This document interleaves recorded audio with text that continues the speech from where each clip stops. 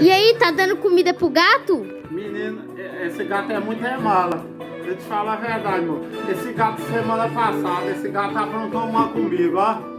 Eu peguei o copo de cerveja e falei, vou tomar uma cerveja mesmo aqui em casa, escutar uma modinha de Silvano Sá, né? Aí tu escutando a música, né?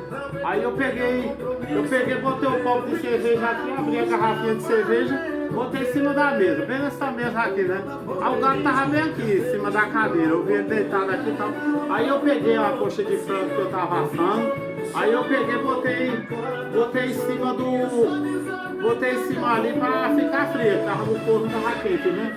Aí com poucas horas eu vou procurar essa coxa de frango, moço. Eu saí, eu vi alguma coisa miando lá fora. Eu falei, algum cachorro deve estar pegando as galinhas lá, alguma coisa gritando. Aí eu saí, moço. Aí na hora que eu saí lá pra fora que eu voltei, tu acredita que o gato tava lá na cozinha lá, moço, com o meu copo de cerveja, tomando a cerveja e comendo minha coxa de frango, moço? Não acredito isso não, moço. É sério, ó. Tô mentindo não, moço. Ei, mentira da desgrama. Que mentira, moço. É verdade, moço.